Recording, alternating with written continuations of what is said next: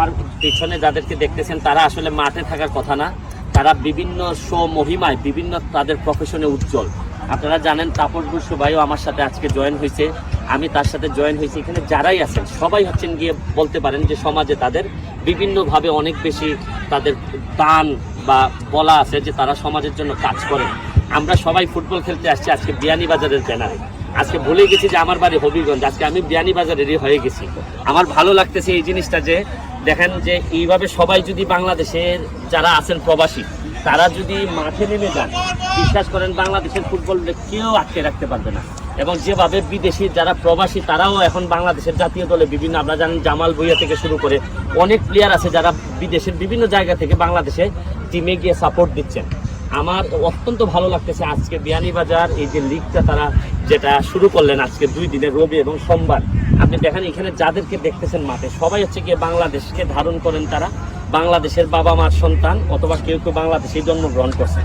তারা যখন মাঠে নেমে গেছেন, আমি একটা কথা বিশ্বাস করি, ধরেন এসি রুমে থেকে যারা দেশপ্রেমের কথা বলেন তাদের দেশপ্রেমও খাঁটি আছে, আমি অস্বীকার করব না। কিন্তু যারা এখানে আজকে দাঁড়াই আছেন বেশিরভাগ মানুষের শরীর থেকে ঘাম পড়তেছে।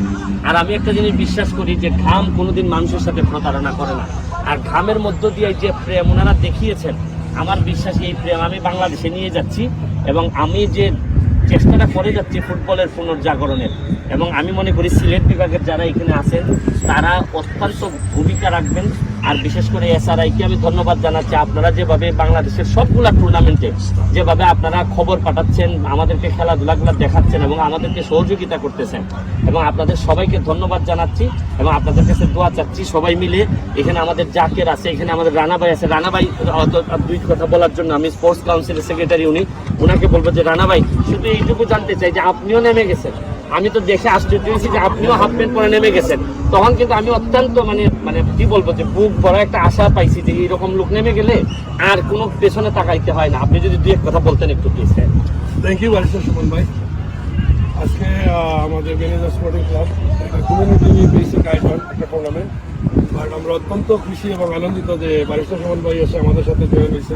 অবস্থা বিভিন্ন all this friends, brothers, players, all the former players here. আমরা অত্যন্ত গর্বিত যে সুমন ভাই আপনি যে বাংলাদেশের থেকেও যে ফুটবলের মধ্য দিয়ে আপনি যে একাডেমি করে বা যে আলোড়ন জাগরণ সৃষ্টি করেছেন, আমরা আশা করব যে আমাদের যতটুকু সাহায্য সহযোগিতা প্রবাস থেকে করার ইনশাআল্লাহ আমাদের সাপোর্ট পাবেন এবং আপনি এগিয়ে যান এবং যা কিছু প্রয়োজন আমাদের পক্ষ থেকে ইনশাআল্লাহ আমরা করব। আমি এখানে তাপসটা, আপনারা জানেন যে ক্রিকেটার এখন ফুটবল মাঠে আমরা নামাই ফেলছি। আমাদের এইটাই একটা সব বড় যে আমরা ক্রিকেটাররা ফুটবল মাঠে চলে আসছেন। আমি তাপস দ্বারা 2 কথা বলার জন্য অনুরোধ জানাচ্ছি। জি, প্রথমত ধন্যবাদ এসআরআই টিভিকে এবং এই অর্গানাইজারকে। আজকে আমরা বিয়ানীবাজারের হয়ে ফুটবল খেলতে আসছি এবং স্পেশালি সুমন ভাই উনি আসায় আমরা সবাই খুব আনন্দিত। এবং আমি কিছুদিন আগে একটা পোস্ট করেছিলাম যে এই যুগের রবিনুর, তো এই যুগের রবিনুরের সাথে আমার দেখা হলো। আর আপনারা সবাইকে ধন্যবাদ যে আপনারা স্পোর্টসটাকে ধারণ করতেছেন, খেলাধুলাতে আসেন। এটা নিজের জন্য ভালো, মন মানসিকতার জন্য ভালো এবং হেলথের জন্য ভালো। তো থ্যাংক ইউ সোহেল ভাই and SRI TV, thank you. ভিডিওটা শেষ করব। শেষ করার আগে একটা কথা বলতে দিচ্ছি, জানেন যে আমি আগে মনে করতাম যে এই জার্নিটা মনে হয় আমার একাই অনেক দূর যাইতে হবে, কিন্তু আজকে এখানে এসআরআই টিভি এবং আমি যাদেরকে পাইছি বিয়ানীবাজারের, আমার বিশ্বাস করেন আমার আর এখন নিজের একা মনে হয় না। এই যুদ্ধে আমরা সবাই আছি, আপনারা সবাই আছেন এবং বিশ্বাস করেন বাংলাদেশের ফুটবল আগামী 5 বছরের মধ্যে আপনারা সাউথ এশিয়াতে অন্তত চ্যাম্পিয়ন দেখতে পাবেন। Thank you.